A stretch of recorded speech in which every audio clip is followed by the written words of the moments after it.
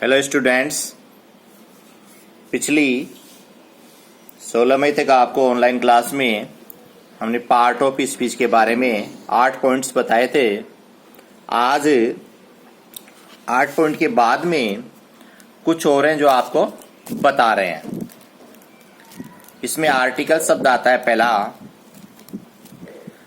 अंग्रेजी भाषा में ए एन द शब्दों को आर्टिकल्स कहते हैं। ए और ए एन इंडेफिनेट अनिश्चित और आर्टिकल्स कहलाते हैं और द इंडेफिनेट निश्चित आर्टिकल कहलाता है। ए और ए एन को इंडेफिनेट आर्टिकल्स इसलिए कहते हैं क्योंकि जिस नाउन के लिए उनका प्रयोग करते हैं उसके बारे में वे कुछ विशेषता नहीं बताते, अर्थात वह नाउन पाठक के लिए नया होता है अथवा उससे पहली बार परिचित होता है। जब द को डेफिनेट आर्टिकल इसलिए कहते हैं क्योंकि जिस नाउन के लिए उसका प्रयोग होता है उस नाउन को हम जानते हैं और उसका प्रयोग उससे पूर्व परिचय के आधार पर करते हैं। एग्जाम्पल उदाहरण है, I saw a cow on the street. तो इसमें आर्टिकल ए आया। He uses an umbrella while it rains. तो इसमें ए एन आया आर्टिकल।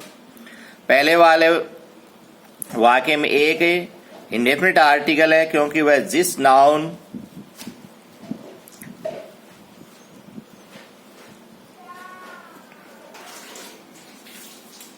पहले वाले वाक्य में ए एक इंडेफिनिट आर्टिकल है क्योंकि वह जिस काऊ के लिए प्रयुक्त हुआ है उसकी जानकारी पहली बार हुई अर्थात नया है। यही बात एन के लिए विषय में भी है, अर्थात जिस अम्ब्रेला के लिए उसका प्रयोग हुआ है वह एकदम नया है, पहली बार उसकी जानकारी हुई है।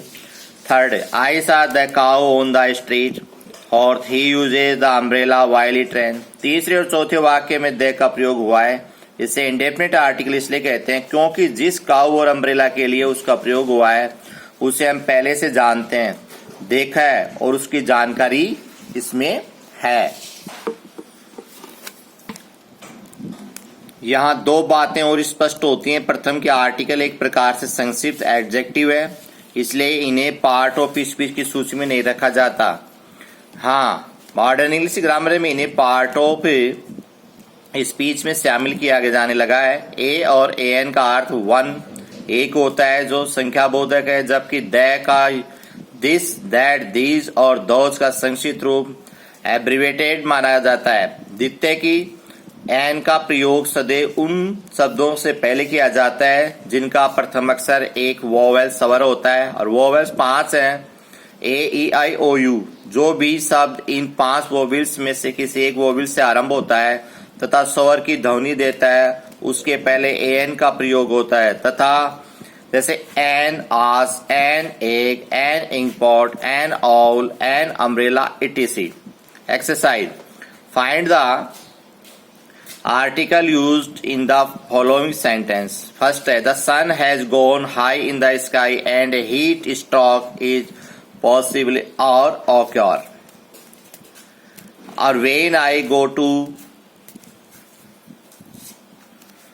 the sun has gone high in the sky and heat stroke is possible to occur. इसमें the sun लगा है, इसमें the। When I go to the university, I meet another of my old friends. तो इसमें दे का use हुआ है और ए का यूज। द यूनिवर्सिटी के लिए द लग गया और नंबर के पहले ए लग गया। An egg is white but the हेन इज नॉट। तो ए के पहले एन लग गया और हेन के पहले द लग गया। A bird hatches in egg but the dog gives birth in a puppy। तो इसमें ए बर्ड के पहले ए लग गया और ए के पहले ए एन लग गया और ए पप्पी के पहले ए लग गया। The man is on the street, it started raining and how now he needs an umbrella. तो इसमें द लग गया इसमें और ए एन का यूज यहाँ पे इसमें अम्ब्रेला के पहले हो गया।